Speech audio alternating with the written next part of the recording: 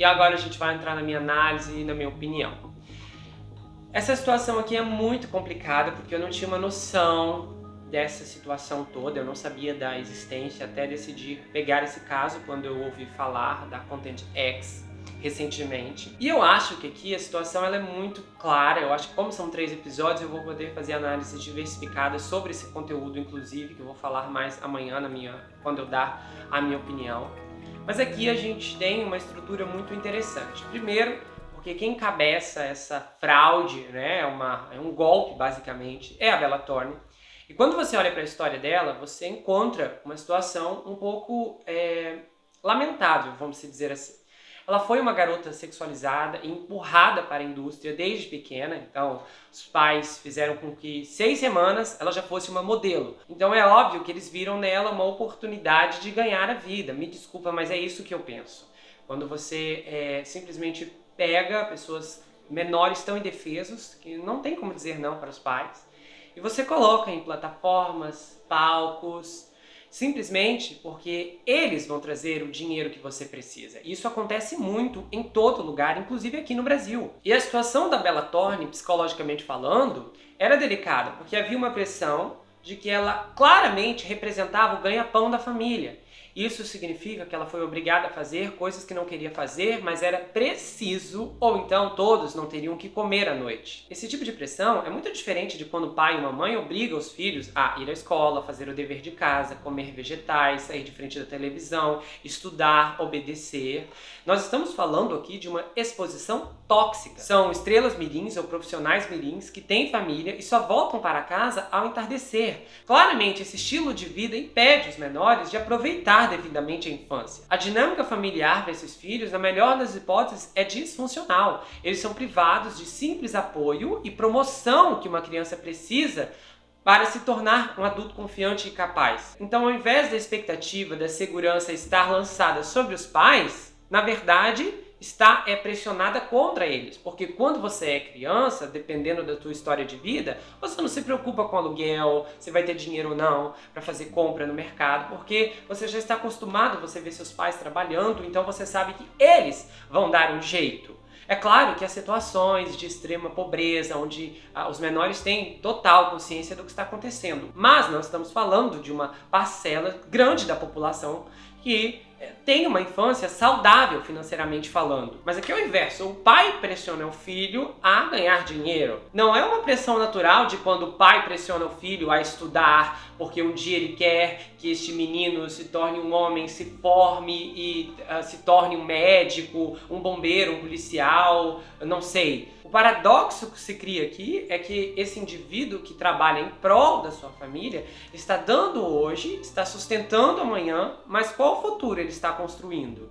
E eu sei que tem pessoas aqui que trabalharam desde os 10 anos, 14 anos, 9 anos, cada caso é um caso, são situações diferentes, tá? Não compare a situação da Bella Thorne com a sua. Estou falando aqui, tá? Principalmente porque nós estamos falando de entretenimento.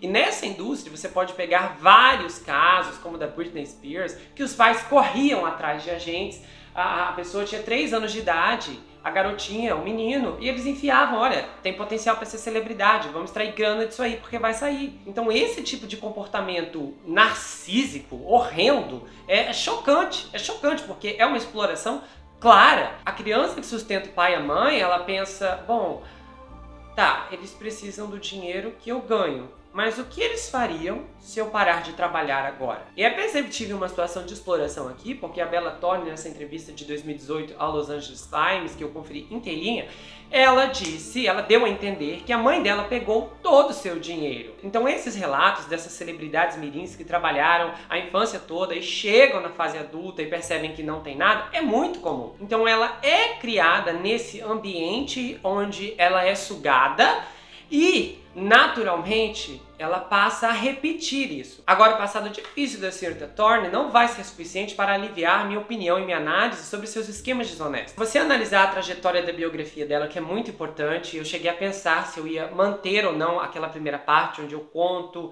a trajetória dela, você vai notar uma mania de grandeza em várias declarações dela. Palavras completamente arrogantes. Então, é difícil até saber o que realmente ela disse ali era verdade ou não era verdade. A gente pode pegar, por exemplo, a questão do álbum.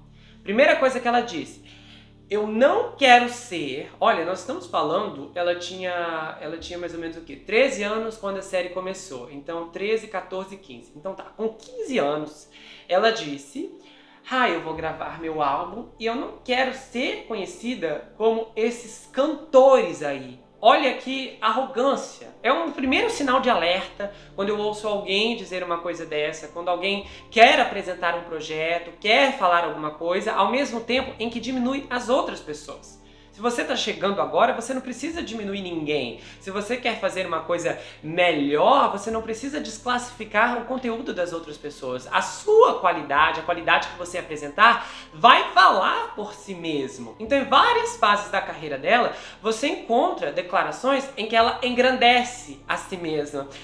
Eu decidi não cantar até que a minha voz ficasse boa, porque a minha voz era ruim. Querida, isso não existe, tá? Não existe voz ruim ficar boa. Ou você tem talento para cantar, ou você não tem talento para cantar. Eu nunca ouvi falar em toda a minha vida isso, que a pessoa nasceu com uma voz ruim e de repente a voz ficou boa para cantar. Ela acordou, ela não tinha talento nenhum, mas de repente num domingo maravilhoso de sol, ela acordou e percebeu que tinha notas vocais saindo dos seus lábios. Isso não faz sentido, Bela. Me desculpa, isso não existe. O que pode acontecer é que tem pessoas que são desafinadas, por falta de prática, precisam se concentrar, precisam cantar corretamente, precisam ensaiar, mas elas têm talento. Agora, voz ruim, isso não existe.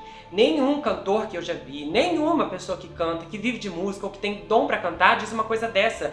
Minha voz era ruim. Gente, ninguém diz isso. Todo mundo que canta, que tem ali uma vocação pra música, sabe o quanto a sua voz é importante. A maior preocupação é com a garganta, é com a voz, com as cordas vocais, não toma água gelada, come maçã. É uma pressão, a pessoa tem pesadelos de... Quais são os pesadelos dos cantores? Sonhei que eu não conseguia cantar mais, que eu perdi minha voz, que eu acordei, eu tava mudo, que eu acordei e estava rouco. É isso que as pessoas falam. Nenhum deles fica depreciando a própria voz. Isso é muito impressionante. A maior parte das celebridades sempre tem uma baixa autoestima e eles se diminuem em várias situações. Mas cantor, ele pode até achar que ele é feio, que ele não é lindo o suficiente, que ele não tem dinheiro o suficiente, mas ele nunca vai ficar reclamando da voz dele, porque ele sabe o quanto a voz dele é importante e é especial para aquele processo. Então aqui essa declaração da Bela, como se ela quisesse criar uma história de superação, a garota dedicada que decidiu lutar para ter uma voz melhor, uma voz maravilhosa, a voz que era ruim e agora é boa, não cola, querida, não cola. Tanto é que teu álbum não saiu porque de repente, tá? Não foi você que olhou e disse: não, Disney, não, não, não, até que porque não faz sentido. A Hollywood Records, propriedade da Disney, essas pessoas só pensam em ganhar dinheiro. A Disney, os acionistas ali só pensam em ganhar dinheiro. Ela dizer pra Disney que investiu nela, que assinou um contrato, que trouxe muitas pessoas, arranjadores, compositores, mixagem. Imagina o dinheiro que não foi investido nisso aí. Pra simplesmente ela olhar e falar: não, viu, minha voz não tá boa, eu quero regravar, senão a gente não lança. Isso não cola, isso não cola. Eu acho que o que aconteceu foi o seguinte: ela deve ter gravado, o resultado não ficou bom e o pessoal falou: desculpa, a gente não tem como lançar. Tem umas músicas aqui que estão inaudíveis. Isso não faz sentido. Então a história dela de querer sair por cima, ainda mais uma garota de 15 anos, entende? Nós sabemos, eu tenho, pelo menos eu sei, de vários relatos, de como essas empresas são abusivas, de como essas empresas são tóxicas, de como eles sugam. Então você acha que várias celebridades, pessoas que estão assim com a carreira anos-luz, pessoas que estão no topo, que precisam conquistar a confiança de executivos todos os dias. Aí você vem e me diz que uma garota de 15 anos, que só fez sucesso na TV a cabo, vai chegar para um monte de pessoas da indústria da música e vai bancar: não, eu canto desse jeito, senão não lança meu álbum, e que eles vão aceitar isso, está tudo bem? Me desculpa, mas isso não funciona, não existe. Você pode procurar várias outras ex-estrelas da Disney que você vai encontrar relatos de pressão, de abuso, tanto na área musical, tanto dentro do próprio Disney Channel. Então simplesmente a Bella Thorne chegar com essa pose de rainha não combina, não combina. Então você já vê que aqui um comportamento, um perfil comportamental, no qual as declarações dela sempre promove, né, um topo, onde ela sempre está por cima. Aí depois ela vem e diz isso, ai, porque a Disney espera pessoas perfeitas, atores perfeitos, eles não estão nem aí para a minha imagem. Assim que as declarações, olha, eu sou a última pessoa que defenderia a Disney, e eu não estou defendendo, mas eu vou dizer aqui pra vocês, analisando, tá, a estrutura deles em relação às séries infantis do Disney Channel, quando elas faziam sucesso antigamente. Havia uma extrema pressão para que os atores não fizessem nada de errado, porque isso poderia repercutir, os pais se revoltar. Lá nos Estados Unidos tem muito disso, qualquer coisinha as pessoas se revoltavam, ia para frente, para a porta do estúdio e faziam protestos, e aí eles tinham que abafar os problemas. Então havia uma exigência para que os atores mirins se comportassem enquanto atuassem dentro do canal. Tem, por exemplo, a situação de um ator chamado, acho que é Michael Musso, o nome dele, se eu não me engano. Ele fez, alguma coisa assim, Michael Musso, pelo menos a escrita, pelo que eu me recordo. Ele atuava na série Hannah Montana. A série Hannah Montana foi o maior sucesso do Disney Channel, teve 4 temporadas. Aí, o que aconteceu? Depois que a série acabou, o Michael permaneceu no canal, ele tinha uma popularidade muito grande e a Disney assinou com ele, colocando na mão dele uma série no Disney Channel chamada Prank Stars, e ele passou a estrelar uma outra série no canal irmão do Disney Channel, o Disney XD, que era um canal mais voltado para meninos. E ele estrelou lá a série Par de Réis. E estava tudo indo bem e tal, até que um certo dia ele foi parado pela polícia, ele estava dirigindo o carro alcoolizado. Isso saiu nas mídias, assim, não foi ele não bateu em ninguém, ele não sofreu um acidente, ele não gritou, ele não xingou, ele não agrediu o policial, ele não se recusou a ser preso, ele simplesmente foi parado, ele estava alcoolizado, um pouco acima do limite. Tecnicamente falando, com tantos escândalos de substâncias, esse não é um grande escândalo. Mas foi o suficiente para a Disney derrubar as 2 produções. Eles cancelaram a série do Disney e removeram ele da série que ele atuava no Disney XD. Eles colocaram outra pessoa para ser o protagonista e o demitiram, simplesmente por causa disso, porque eles se preocupam, assim, supostamente, com a questão dos pais. É lógico que a Disney tem outras intenções, eles gostam de poluir de outras formas, mas não é esse o assunto aqui que eu vou entrar. A questão é o seguinte, a Disney, eles não gostam que os seus atores entrem e estejam presentes em escândalos. Essa é a verdade. Eles nunca gostaram e nunca vão gostar. Nenhuma empresa gostaria disso, de má publicidade. Então a exigência da Disney, quando você assina um contrato para estrelar uma série infantil dedicada a um público de 6 a 12 anos, é que você seja comportada, não perfeita. Então eu não sei o que a Bella Thorne esperava, que com os 13 anos ela fosse tirar fotos de biquíni na praia, fazer isso e aquilo, realmente não é compatível com a proposta do canal. Então nessa situação você nota novamente mais um ponto onde ela diz, eu queria ser eu mesma, e agora ela é mesma, e você vê só ladeira abaixo. Aquele release que foi liberado à imprensa, assim, me chocou, me horrorizou. Eu nunca vi um release tão arrogante como esse. Tudo o que a Bella Thorne toca faz sucesso, mas assim, os jornalistas nem devem ter acreditado quando leram aquilo, assim, o cúmulo da arrogância, da soberba. Primeiro, isso não é verdade, nem tudo que ela tocou fez sucesso. Os filmes que ela participou, que foram bem no cinema, ela não era a personagem principal. Todos os filmes que ela liderou o elenco, ou seja, ela era a principal personagem, foram um fiasco nas bilheterias. Até mesmo o filme mais proeminente de terror que ela estrelou, no caso, que era a expectativa, foi um filme chamado Amityville. Era não sei quanto remake, porque já fizeram não sei quantos remakes desse filme.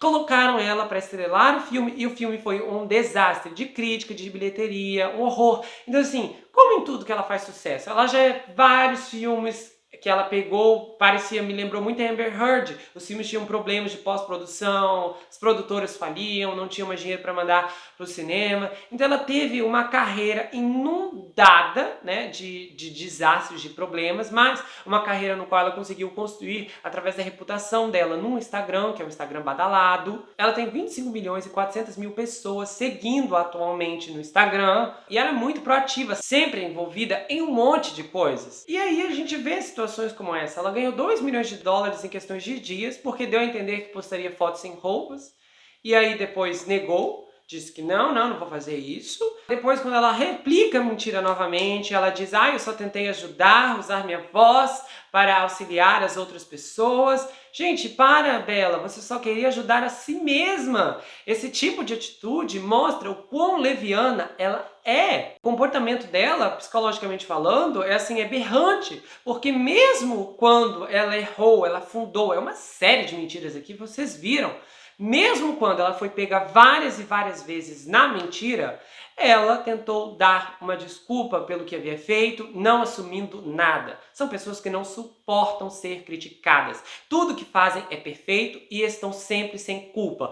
Todos os outros estão errados. O seu narcisismo é puro e desenfreado. Essa moça perdeu a noção dos limites e, como o objetivo dela é fazer dinheiro, ela vai usar o que estiver ao seu alcance para fazer isso. Muita gente desse meio faz. Analisando as polêmicas que ela se envolveu ao longo dos anos, que é muita polêmica, eu acho que, embora as coisas desagradáveis a atingiram na infância, ela ainda procura constantemente chamar a atenção. É um padrão patológico de engrandecimento que aflige esses artistas, porque eles precisam estar no centro, no topo, nas manchetes, eles precisam estar brilhando. Então não é à toa que a cada 2 anos ela muda de sexualidade, ela descobre uma nova coisa, ela sempre faz algo para estar constantemente aparecendo e fazer com que o seu nome não seja esquecido. E nesse meio tempo, ela tira para todos os lados, como se ela estivesse tentando acertar definitivamente em alguma coisa.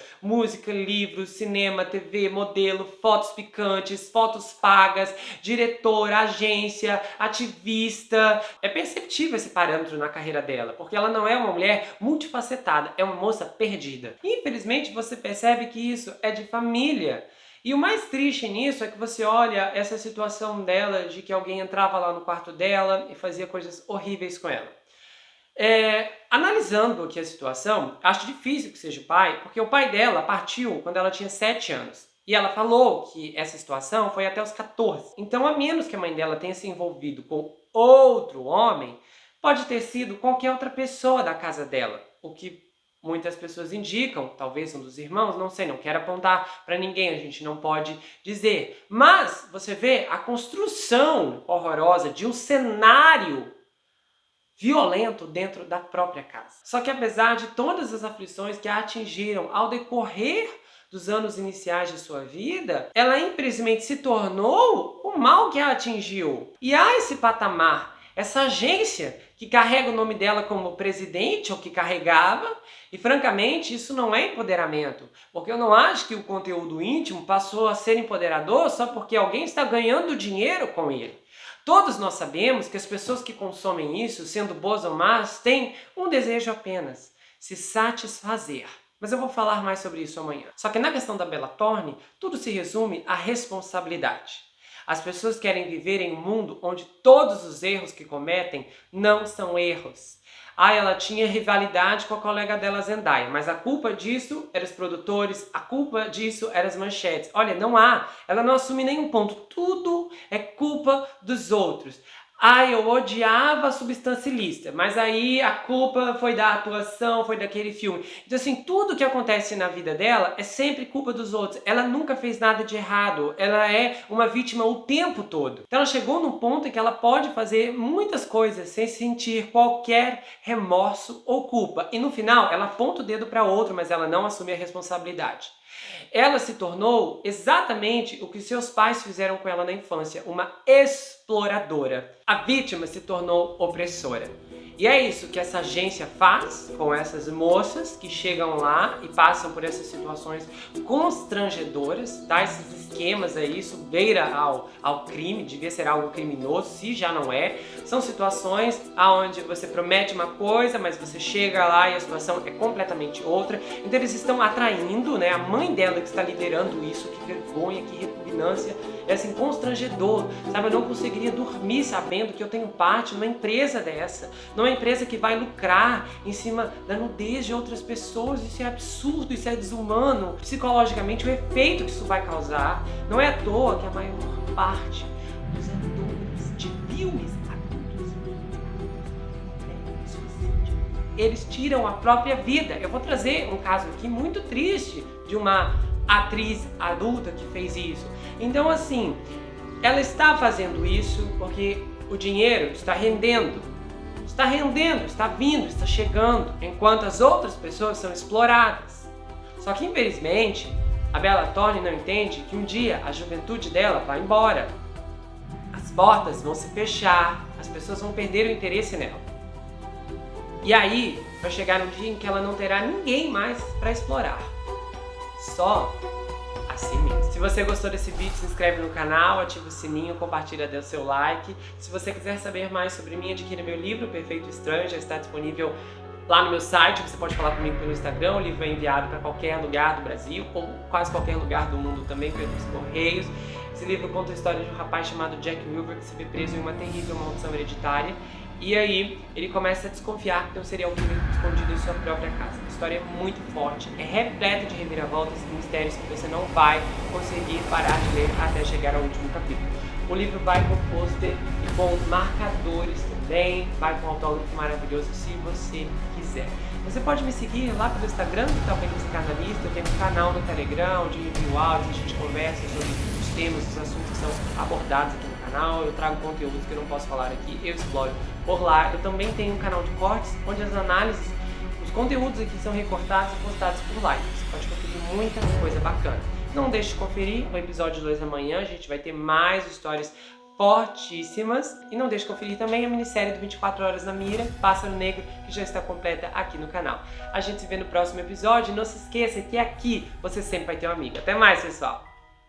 Alguns pais se destacam pela coragem, pela ousadia, pelo amor que dão a seus filhos. E histórias inacreditáveis inspiram pessoas ao redor do mundo todos os dias. Mas esse caso aqui é diferente. São monstros. Pais diabólicos. Uma das piores histórias que você vai ouvir vai ser exibido no dia 7. O Escape da Casa do Terror.